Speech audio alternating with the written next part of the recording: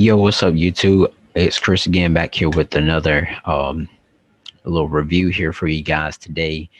So I'm gonna be doing a review here over the Smackdown show and let you know all the details and give you my thoughts of them, even though most of y'all probably already have watched the show.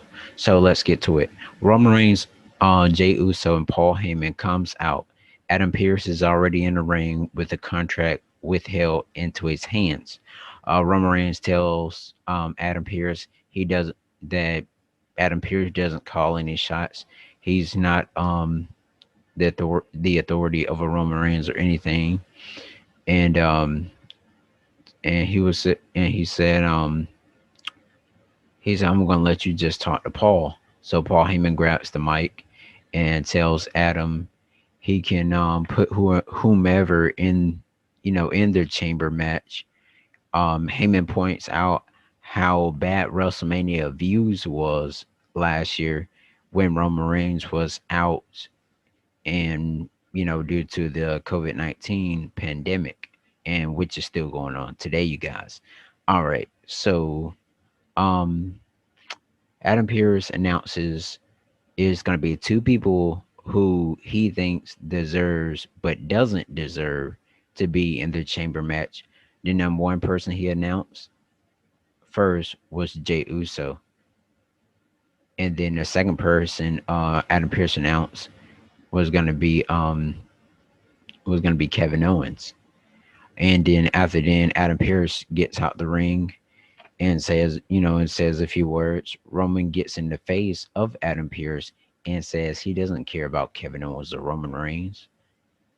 I mean, excuse me, you guys. Adam Pearce says, not Adam Pearce, Roman Reigns said he doesn't care about Kevin Owens or Jey Uso and stares all up in his face, you guys. And then, Paul Heyman had to back him off and he just shook his head like, yeah. So backstage, there was Sonya Deville and Adam Pearce backstage, uh, and the Dirty Dogs, come up, later on in the show, but they were going to do something with like doing a tag team. So they had Sami Zayn and King Corbin versus Rey Mysterio and Dominic Mysterio. It was a pretty good match, guys. It was a back and forth competition type match.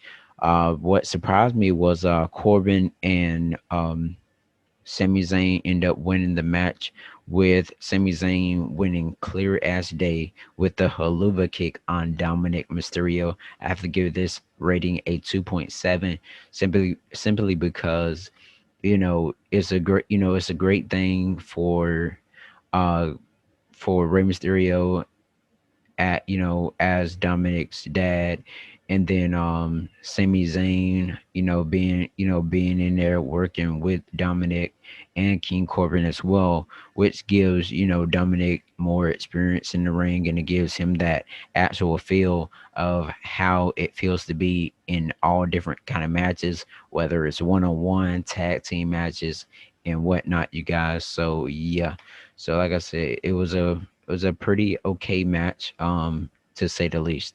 So backstage, this is where I meant to get at, you guys, when I was talking about the Dirty Dogs. The Dirty Dogs are seen backstage talking to Adam Pearce and Sonya Deville, and say, and the Dirty Dogs, which are the team of Dolph Ziggler and Bobby Roode, the SmackDown Tag Team Champions.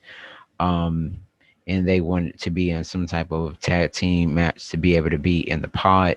So Sonya Deville cracks jokes and said, "Oh yeah, I want to be in one pod together." And they was like, "No, no, no."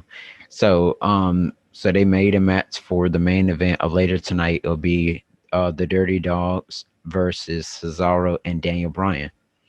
All right. So Sasha Banks is backstage talking to Kalisto, and and ends up with Carmelo Sommelier, Reginald, saying how he was sorry for last week and such, and gave her a glass of wine. She accepts it as Reginald watches her drink it, and then he walks away. All right. So the second thing was the second match they were gonna have is Biggie. Well, actually, Biggie comes out first, waiting for a new challenger. And he wants someone fresh. Apollo Cruz ends up coming out and exchange words with him as they weren't talking in the mic, but they were kind of mumbling under their breath.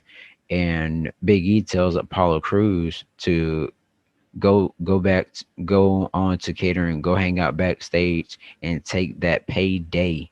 And that was some very serious words from Biggie.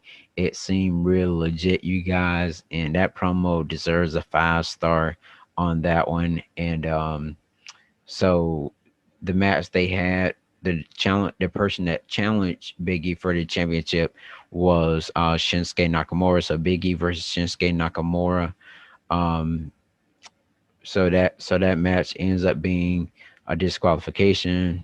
Biggie tries to pick up Shinsuke Nakamura, for the big ending, but Apollo Crews drop kicks Biggie, and the bell end up getting ring. So they possibly have some match, possibly at the Elimination Chamber. So it probably will be announced next Friday, you guys. So I think that'll be that'll be next Sunday, you guys, when the pay per view happens. But it'll be on next Friday night SmackDown. So, like I said, it might be Biggie versus Apollo Crews for the Intercontinental Championship to see if Apollo Crews can definitely grasp his hands on the Intercontinental Championship. I mean Apollo Crews. I think I said it right. Yeah. Okay. So there was a promo, you guys. The SmackDown locker room comes out, awaiting the return of Seth Rollins. Seth Rollins returns with his most greatest theme song that he has ever had, which was the "Burn It Down" theme song. I thought he wasn't gonna come with that one glove on his hand in that suit, but eventually he came with the suit, and he has a new saying now that he says, and I believe it says "Embrace the Vision." um and so Rollins says he's SmackDown's future, and SmackDown needs a leader like him. The SmackDown locker room ends up walking away, except Cesaro. Cesaro, ends up start walking away as the lights come back on. Well, they were like dim, but then again, they came back on, you guys. So, um, so Rollins ends up running out the ring, attacking Cesaro, and Dane Bryan comes and um, punches on Rollins away off of Cesaro. But it was kind of like a weird, obvious thing. I thought they were gonna feud together, but he didn't come out at the end of SmackDown, you guys. But let me go ahead and go on to the next match, which was the third match of the night. They had Bailey versus Liv Morgan. Of course, we are. I only gave that match, you guys, a rating of a 1, simply because we know Billy Kay has been having issues with the Riot Squad, and them not being with her not being on the team and whatnot. But with with Liv Morgan, it's a good thing that her and Ruby Riot are on TV. And you already know, like I said, Billy Kay was gonna come out there, and something was gonna end up happening. So, like I said, give that a rating of a 1. Could have been better, but with Billy Kay, nah. All right. So next, you guys, on the fourth match they had of the night was the Street Profits making their in-ring return after they fought the Dirty Dogs a couple of weeks ago, and lost their SmackDown Tag Team Championship. So Street Profits faced Chad Gable and Otis. Ford Montez Ford pulls the rope as Otis tries to go for a clothesline, a new move that he learned from Chad Gable. And Ford hits, like I said, Street Profits end up winning because Ford hits the frog splash on um on Chad Gable, and picked up the victory. So so I give that rating a 3. It was a good match, back and forth, good competition. Um, could have been a whole lot better, but I know they didn't want to waste most of the show. So Sasha Banks comes out, um, and the Street Profits are, of course, jamming to her music. Bianca Belair comes out next after Sasha Banks, and we're talking about how how Sasha Banks says she wants to face Bianca Belair at WrestleMania. Ends up coming out was Nia Jax and Shayna Baszler, the WWE Women's Tag Team Champions, and they were talking about how they're being ignored and how everybody's talking about Sasha Banks and yeah, excuse me, guys, how everybody is talking about Sasha Banks and her. Um so they replayed the thing from last week where Shayna Baszler and Nia Jax faced the team of wait no, it was that tables match with Lana and what was it? Lana and well, whatever. You guys remember the match from Monday Night Raw, where it's Nia Jax versus Lana. That's right, in a tables match, and so they kind of replayed the thing over on SmackDown where Nia Jax got that my whole thing. Went worldwide, and it had everybody cracking up. And believe it or not, you guys, I read 2 days ago that she got like a little offer, from a different company, and it wasn't a professional wrestling company, but some type of company offer deal, about that thing when Lana had knocked her foot and then she, fell like down pretty hard, you guys, on the end of the ring apron outside the ring ropes. But Bianca Belair in Nia Jax pulls Nia Jax legs and try to make her say my whole thing once again. But she wanted to say it, but she was holding her mouth. But that was a pretty funny promo as well. So they only had 5 matches tonight on Friday Night SmackDown, you guys. But the main event was, like I said, Cesaro and Daniel Bryan versus the Dirty Dogs, which is the team of Dolph Ziggler and Bobby Roode, the SmackDown Tag Team Champions. Um, so Cesaro and Bryan ends up winning.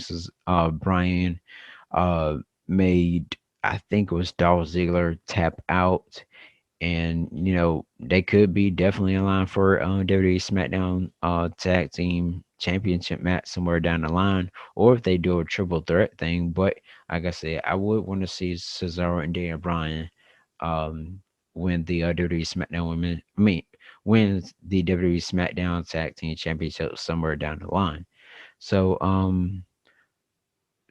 Corbin, Sami Zayn, Bryan, Jay Uso, Cesaro, everybody gets into a brawl because of course on Raw, Drew McIntyre has to be inside the Elimination Chamber, defending his title, but Roman Reigns doesn't.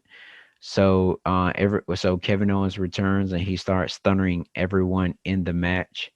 I mean, not in the match, but that was gonna be an elimination chamber. He comes out, stunners Cesaro, stunners Jay Uso, stunner Sami Zayn, stunner Daniel Bryan, stunner King Corbin, stunner Cesaro, and he grabs a chair, sits down in it, and tells Roman in the camera that we aren't finished yet to close up the show of Friday Night SmackDown.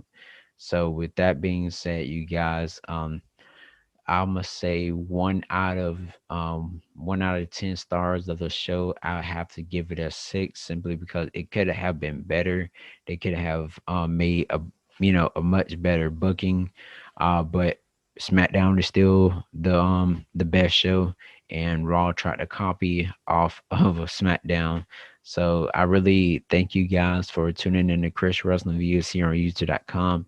Make sure you guys subscribe to my channel. Make sure you guys, if you already are subscribed, make sure you hit that notification bell at the bottom. as well.